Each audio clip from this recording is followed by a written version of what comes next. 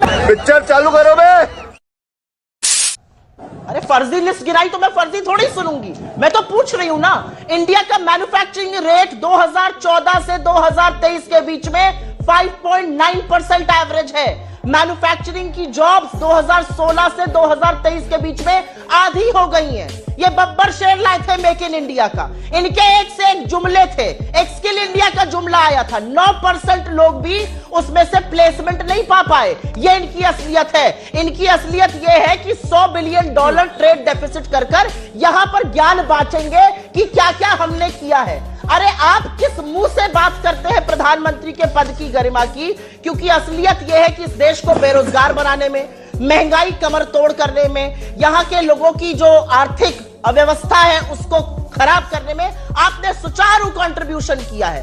अर्थव्यवस्था चरमरा चुकी है, उस पर शब्द नहीं बोलेंगे, उस पर नहीं बताए। मैं पूछती हूं सवाल, मैन्युफैक्चरिंग रेट क्या है बताइए प्रेजेंट, और कहा था 2014 में, और कितनी आपने मैन्युफैक्चरिंग की जॉब बनाई, और कितने जॉब लॉसेस हुए? एक शब्द का जवाब नहीं है इनके पास। मैं आपसे पूछना चाहती हूं कि $100 बिलियन का ट्रेड डेफिसिट करने वाले क्या बहस कर रहे हैं? चीन पर आपने हमारी आत्मनिर्भरता $36 बिलियन से बढ़ा के $120 बिलियन कर दी है। ये बहस करने आते हैं चीन पर। कोई घुसा हुआ नहीं है, ये बहस करते हैं चीन पर। 18 बार गलबैया ये करेंगे, 20 जाबाज हमारे शहादत होंगे, ये बहस करना चाहते हैं चीन पर। अरे चुप रहिए चीन पर। लेकिन अंजना जी, मैं फिर से एक मूल मुद्दे पर जाऊंगी, और वो मुद्दा जरूरी है क्योंकि मेरे लिए सार्वजनिक जीवन में सफाई बहुत होनी चाहिए।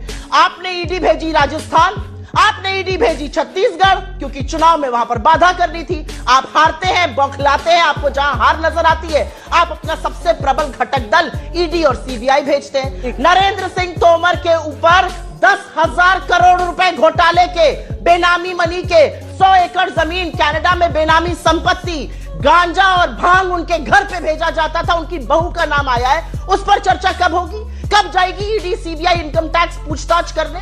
अगर झूठ भी है तो उस झूठ का पर्दाफाश कीजिए ना।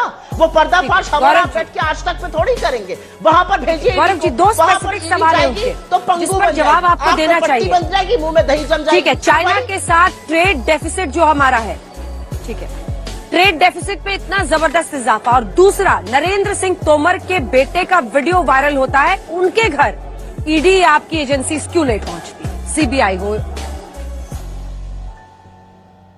चलिए मैं एक एक करके उत्तर दे देता हूं। सबसे पहले तो देखिए, बेरोजगारी की बात करी मैडम ने, मैंने पूछा, इन्होंने उत्तर ही नहीं दिया कि 28% के आसपास बड़े प्रदेशों में सबसे ज्यादा राजस्थान में बेरोजगारी दर क्यों है।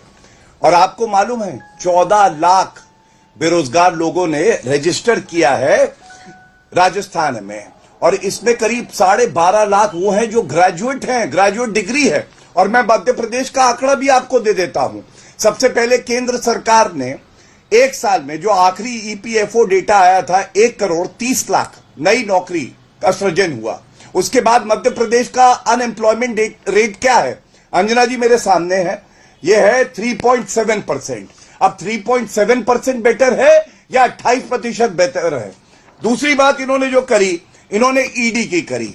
अरे महादेव, मतलब हमारे इष्ट, हमारे भगवान के नाम को भी इन्होंने बेचा है। और आपको मैं बताऊं, इतना बड़ा पाप इन्होंने किया है।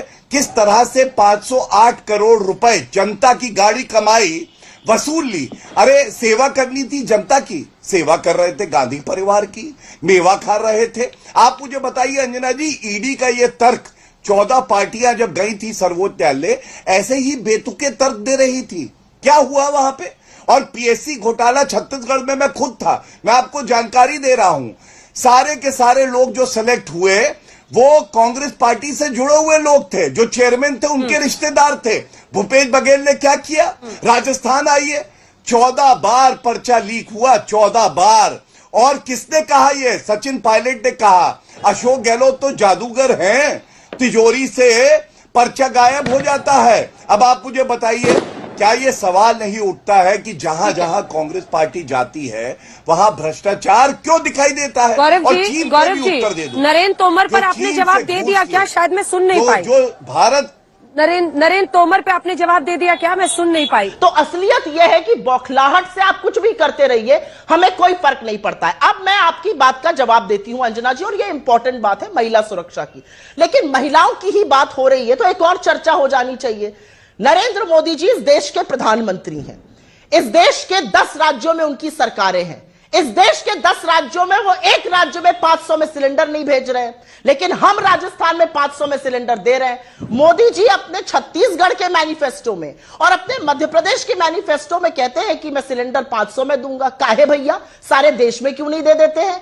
ना नौमन तेल होगा, ना राधा नाचेगी। असलियत यह है ना सरकारें बननी है यहां पर, ना 500 में सिलेंडर देंगे। लेकिन सवाल तो पूछा जाएगा कि यहां देने को तैयार है तो बाकी देश में क्यों नहीं? यहां पर 3100 एमएसपी देने की बात कर रहे हैं। अरे एमएसपी की मांग करते हुए 750 किसान शहीद हो गए थे। एमएसपी कमेटी बनाई गई, कहां है वो कमेटी? क्यों नहीं डिसीजन ले रही है? 10 राज्यों में से एक में एमएसपी इतनी करके दिखा दीजिए। नहीं करा पाएंगे, हार रहे हैं, हार के डर से गारंटी की बात कर रहे हैं। और अब मैं बात करती हूं जो आपने सवाल पूछा उस पर, क्योंकि ये बात करनी जरूरी है। आप बात करिएगा, अरे मध्य प्रदेश में 40 लाख स्कूल बच्चों की स्कूल ड्रेस का घोटाला करने वाले, उनके पोषण आहार का घोटाला करने वाले, पटवारी का घोटाला करने वाले, भर्ती का घोटाला करने वाले, ये बात करेंगे हमसे घोटालों पर। महिला सुरक्षा पर तो मुंह मत खोलिएगा। उज्जैन में एक अबोध बच्ची 8 किलोमीटर पैदल चलती रही, उसको बोला गया सरकारी मदद मिलेगी। सरकारी मदद मिली 1500 रुपए की। यह इनका महिला सम्मान है। राजस्थान पर मैं डायरेक्ट सवाल का डायरेक्ट जवाब देती हूं। राजस्थान में कंपलसरी एफआईआर है, और आपने जो मुझे 3 सालों का आंकड़ा बताया, उस आंकड़े के लिए मैं आपको यह भी बता देती हूं कि राजस्थान में प्रोसिक्यूशन का टाइम नेशनल एवरेज का आधा है। राजस्थान में कन्विक्शन रेट नेशनल एवरेज का तिगुना है। कन्विक्शन भी जल्दी होता है, और कन्विक्शन होता है और आधे वक्त में होता है नेशनल एवरेज। आशा करता हूँ आपको ये डिबेट बहुत अच्छा लगा होगा, तो कमेंट बॉक्स में अपनी राय जरूर बताएं। ऐसे वीडियो देखने के लिए हमारे चैनल को सब्सक्राइब करें। मिलते हैं अगले वीडियो में, तब तक के लिए जय हिंद, जय भारत।